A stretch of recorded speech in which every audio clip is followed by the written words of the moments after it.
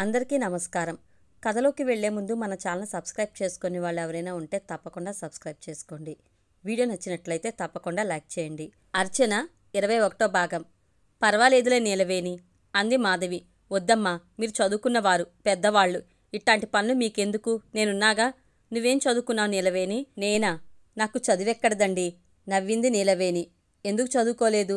మా ఇంట్లో ఆడపిల్లల్ని బళ్ళోకి పంపించరండి. 6వ ఏట నుంచే నేను పనిలోకి వెళ్లేదాన్ని. మా నాయన బాగా తాగేవాడండి. మేముగ్గురం అక్క చెల్లిళ్ళం. మా అక్కలిద్దరికీ 12 ఏళ్లకే పెళ్ళై అత్తారిళ్ళకెళ్ళిపోయారు. మా అన్న 10వ తరగతి వరకు చదువుకుని పట్నం వెళ్ళి ఉద్యోగం చేసుకుంటున్నాడండి. ఏ పట్నం? అంటే ఏ ఊళ్ళో ఉన్నాడో తెలుసా? లేదండి, తెలియదు. గోదావరి పుష్కరాలొచ్చినప్పుడు అమ్మతో కలిసి గోదావరికెళ్ళాను. అమ్మ మునిగిపోయింది. నేను తేలాను. కానీ మునిగింది ఎక్కడో, తేలింది అయ్యగారి పాదాల దగ్గర. నీకు మీ వాళ్ళని చూడాలనిపించదా? నా వాళ్ళు ఎవరున్నారండి? మా అయ్య తాగి తాగి పోయే ఉంటాడు ఇయ్యాలకి. మా అక్కలిళ్ళకి నేనెళ్ళనండి. వాళ్ళ అత్తారోళ్ళు మంచోళ్ళు కాదు. ఇంక మా అన్న ఎక్కడున్నాడో. అయినా నాకిప్పుడు అమ్మగారు అయ్యగారు తప్ప ఇంకెవరి మీద ఆశ లేదండి. బతికినా చచ్చినా వాళ్ళిద్దరి పాదాలే. మాధవి కళ్ళల్లో నీళ్లు తిరిగాయి. వీళ్ళ మాటలు విన్న తాయారమ్మ లేచి వచ్చింది. ఏమ్మా, ఎంతసేపయింది నువ్వొచ్చి? ఆవలిస్తూ అడిగింది. 10 నిమిషాలైందండి అంది మాధవి. నిద్ర పట్టేసింది అంటూనే ఆవిడ కూడా ఒక కుర్చీ జరుపుకుని కూర్చుంది. నీలవేణి మడతలు పెట్టిన బట్టలన్నీ బొత్తిగా పట్టుకుని లోపలికెళ్ళిపోయింది. ఏంటమ్మా విశేషాలు? ఎలా ఉన్నారు? వచ్చి చాలా రోజులైంది కదూ? అవునండి, తిరుపతి నుంచి వచ్చాక ఇవాళే వచ్చాను. పిల్లాడేడి? క్రచ్లో వదిలానండి. నాకు కొంచెం పనుండి ఉదయాన్నే బయటికి వెళ్ళిపోయాను. క్రచ్ అంటే? అయోమయంగా చూసిందావిడ. అంటే పిల్లల్ని చూసుకునే టీచర్లంతా కలిసి ఒక స్కూల్ లాంటిది పెడతారు. అక్కడ పిల్లలకి కావలసిన సదుపాయాలన్నీ ఉంటాయి. ఆటలు, కథలు చెప్తారు. చిన్న చిన్న పోయమ్స్ నేర్పిస్తారు. స్కూల్కి పంపించే ముందు అలవాటు చేయడానికి కొంతకాలం క్రచ్లో పెట్టాలి. అప్పుడు స్కూల్కి వెళ్ళడానికి మారం చేయరు. అలాగా? వాళ్ళంతా మనవాళ్లేనా? అడిగిందావిడ. మాధవి నవ్వింది. అన్ని రకాల వాళ్ళు ఉంటారండి. మరెందుకమ్మా ఒక్క పూటకి అక్కడ దింపడం? కాదండి, ఒక పూట కోసం కాదు. మరో 6 నెలల్లో వాడిని స్కూల్లో చేర్పిస్తాను. 3వ ఏడు వస్తుంది. అందాక అలవాటు చేయడానికి చేర్పించాను. వాడు అలవాటు పడితే నేను కూడా ఏదైనా ఉద్యోగం చూసుకుందామనుకుంటున్నాను. ఎందుకమ్మా హాయిగా ఉండక? నీకేం తక్కువ? నువ్వు సంపాదించకపోతే గడవదా? అది కాదండి, ఇంట్లో ఊరికే కూర్చుంటే బ్రెయిన్ దెయ్యాల కొంపలా తయారవుతుంది. అందుకే చిన్న ఉద్యోగం చూసుకుందామనుకుంటున్నాను. నా మాట విని ఆలోచన మానుకో. సుఖాన ఉన్న ప్రాణం దుఃఖాన పెట్టుకున్నట్టు అవుతుంది. నీకంతగా కాలక్షేపం కాకపోతే మా వేణుకి ఏమన్నా సంబంధాలు చూడు. మాధవికి నవ్వొచ్చింది. ఆపుకుంటూ అంది. వేణుకి సంబంధాలు చూడాలన్నా నాకు నలుగురు తెలియాలి కదా. వాళ్ళకి చెప్తే ఎవరన్నా వాళ్ళ దృష్టిలో ఉంటే చెప్తారు. ఈసారి వేణుకి మీకు అన్ని విధాలా అనుకూలంగా ఉన్న అమ్మాయిని చూసి చేద్దాం. నేను ఈ కార్యాన్ని బాధ్యతగా స్వీకరిస్తున్నాను. తప్పకుండా వేణుకి మంచి అమ్మాయిని, చదువు, సంస్కారం, గుణం అన్నీ ఉన్న అమ్మాయిని చూస్తాను. సరేనా? మాధవి చెప్పిన తీరుకి ఆవిడికి ఆమె పట్ల వాత్సల్యం పెళ్ళుబికింది. నా తల్లే, బంగారు తల్లి, ఆ పంచెయ్, నీ కడుపున పుడతా అంది. ఇంతలో నీలవేణి కాఫీ కప్పులతో వచ్చింది. కాఫీ కప్పు అందుకుంటూ తాయారమ్మ అంది. దీనికి కూడా ఏదైనా సంబంధం ఉంటే చూడమ్మా. ఆడపిల్లని ఎన్నాళ్ళు మన ఇంట్లో అట్టే పెట్టుకుంటాం? దీని పెళ్లి చేసి పంపించేస్తే మనకొక బాధ్యత తీరుతుంది. ఆ తర్వాత వేణు పెళ్లి చేసి మేమిద్దరం ఆ ఊరు వెళ్ళిపోతాం. నేను అదే అనుకుంటున్నాను పిన్నిగారు. తప్పకుండా నీలవేణికి తగిన అబ్బాయిని చూస్తాను. నీలవేణి చటుక్కున అంది. నేనిక్కడి నుంచి అంటే? అమ్మగారు, మీ దగ్గర నుంచి ఎక్కడికి వెళ్ళనండి. నాకు పెళ్లి వద్దు, పెటాకులు వద్దు. మీ సేవలు చేసుకుంటూ బతకనివ్వండి. అదేంటే, నీకు పెళ్లి చేయకుండా మా సేవల కోసం మా ఇంట్లో అట్టే పెట్టుకోమంటావా? మంచిదానివే, వల్ల కాదు అనగానే నీలవేణి చివ్వున లోపలికెళ్ళిపోయింది. ఒక్క క్షణం మాధవితో పాటు తాయారమ్మ కూడా నివ్వెరపోయింది. తర్వాత తేరుకుంటూ దాని మొహం ఇదే ప్రపంచం అనుకుంటుంది. వెర్రిబాగుల్ది. దాని మాటలు పట్టించుకోకుండా గంతకు తగ్గ సంబంధం ఏదో చూడమ్మా. ఇంతలో రిత్విక్ ఏడుపు వినిపించింది. నీలవేణి పరిగెత్తుకుంటూ రిత్విక్ దగ్గరికి వెళ్ళి వాని భుజం మీద వేసుకుని రావడంతో వాడి ఏడుపు ఆగిపోయింది. నీలవేణి వాడిని ముద్దు చేస్తూ పాలు తాగుదామా తండ్రి? దా పాలు తాగుదాం అంటూ వంటగది వైపు వెళ్లడం చూసిన మాధవికి మరోసారి అనిపించింది. ఈ అమ్మాయి కొంచెం చదువుకున్నా బాగుండేదే అనుకుంది. కాసేపు ఆవిడతో పిచ్చాపాటి మాట్లాడి మూడవడంతో క్రచ్కి బయలుదేరింది. వస్తుండండమ్మా, మమ్మల్ని మర్చిపోకు అంది తాయారమ్మ. అయ్యో, ఎలా మర్చిపోతాను పిన్నిగారు, తప్పకుండా వస్తాను అంది ఆవిడ మాటలకు నొచ్చుకుంటూ. ఆవిడ మాధవి భుజం మీద చెయ్యేసి ఆప్యాయంగా నొక్కింది. మాధవి బయటకొచ్చేసి అటు వెళ్తున్న ఆటో పిలిచి ఎక్కింది. క్రచ్లో అడుగు పెట్టేటప్పటికీ కౌశిక్ పూర్తిగా బొమ్మల్లో మునిగిపోయి ఆడుకుంటున్నాడు. ఏమన్నా పేచి పెట్టాడా? అడిగింది సుధారాన్ని. లేదండి, అసలు పేచి పెట్టలేదు. మీరిచ్చిన ఫుడ్ పెట్టాను, పాలు తాగించాను. 2 గంటల సేపు పిల్లలతో పాటు పడుకున్నారు. అడుగో ఇంతకు ముందే లేచి మళ్ళీ ఆటలో పడ్డాడు అంటూ ఆడుకుంటున్న బాబుని చూపించింది. మాధవి దగ్గరికి వెళ్ళగానే పరిగెత్తుకుని వచ్చి ఒళ్ళో వాలిపోయాడు. అంతసేపు వాణ్ణి వదిలి ఉన్నందుకు చాలా గిల్టీగా అనిపించింది మాధవికి. వాణ్ణి గుండెలకు హత్తుకుని ముద్దు పెట్టుకుంది. వచ్చిరాని మాటలతో వాడేవో కబులు చెప్తుంటే ఆటో మాట్లాడుకుని ఇంటికి వచ్చింది.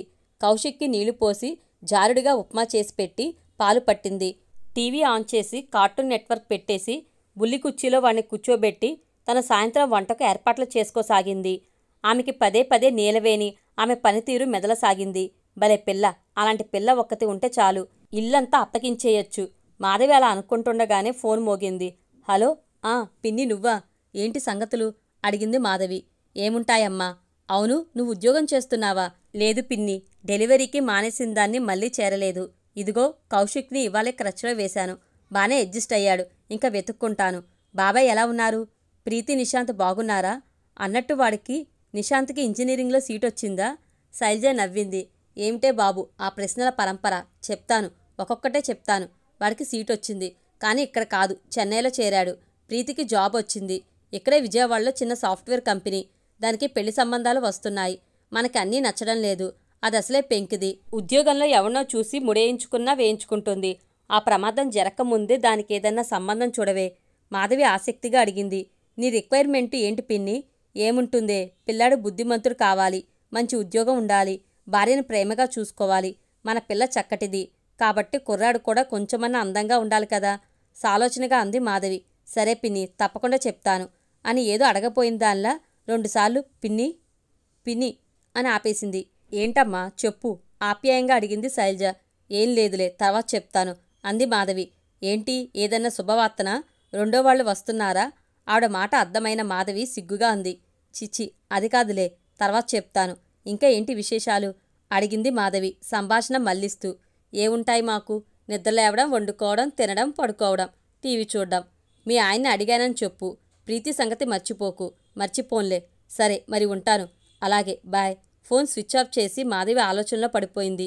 ప్రీతి కొంచెం పెంకిదే కానీ మంచిది, మనసు మంచిది, పైగా పనిమంతురాలు. నెట్లో రకరకాల వంటలు చదివి ఇంట్లో ప్రయోగాలు చేస్తుంటుందని పిన్ని చాలాసార్లు చెప్పింది. పైగా చక్కటి పిల్ల. వేణుకి మాట్లాడితే కాలింగ్ బెల్ మోగింది.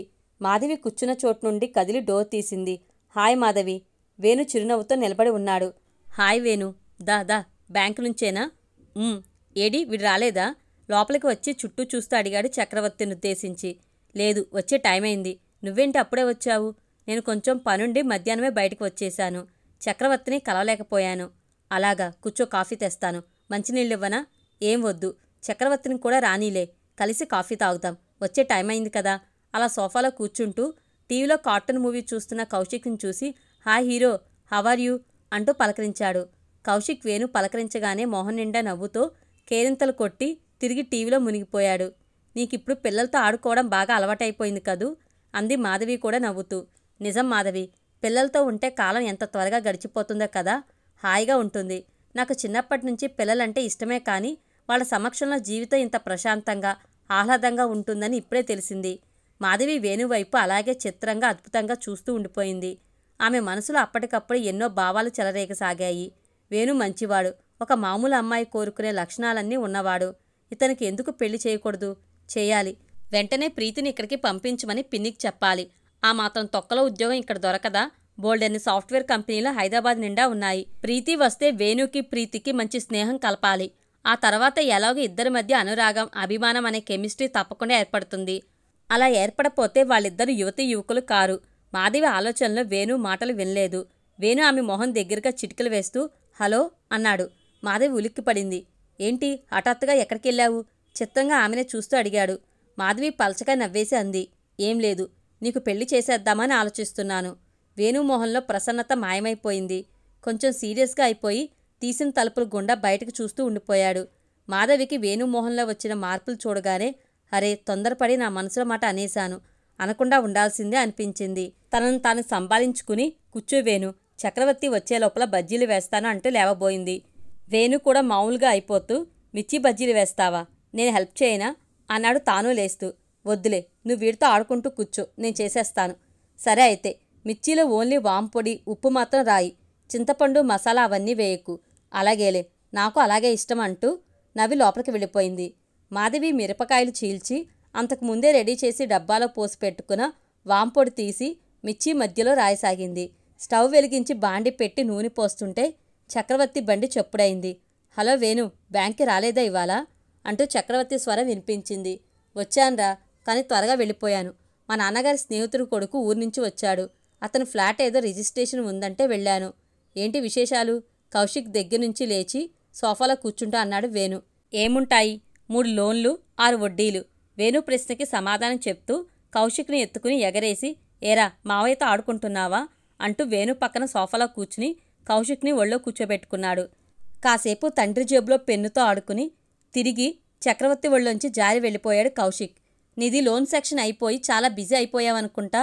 ఇంట్రెస్ట్ రేటు ఎంత పెరిగినా లోన్స్ కోసం వచ్చేవాళ్ల సంఖ్య పెరుగుతూనే ఉంది, కానీ తరగడం లేదు.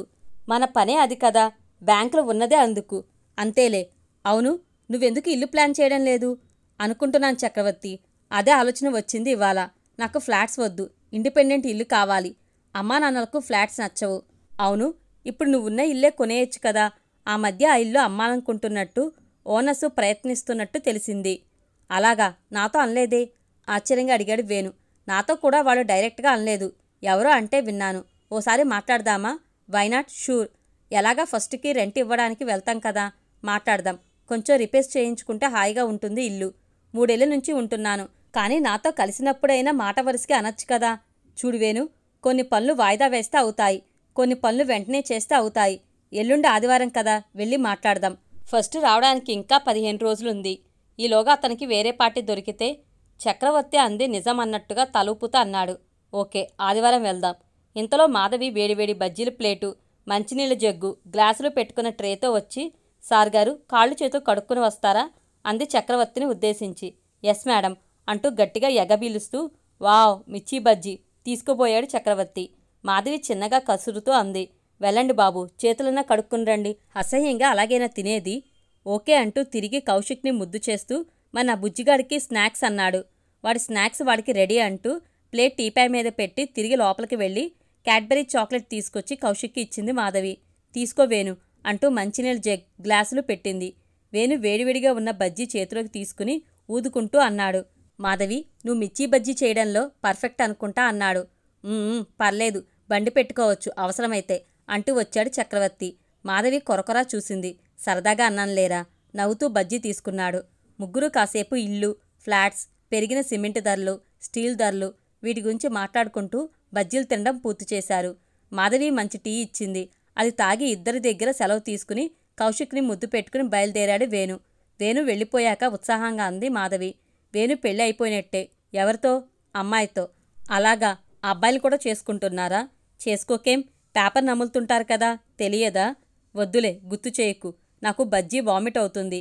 మాధవి నవ్వుతూ ప్లేటు గ్లాసులు తీసుకుని లోపలికి వెళ్ళబోతుంటే అడిగాడు, ఇంతకీ ఎవరు? మా పిన్ని కూతురు ప్రీతి వస్తుంది. దాన్ని వేణుకి పరిచయం చేసి ఇద్దరినీ ఎడాపెడా తిప్పేస్తాను.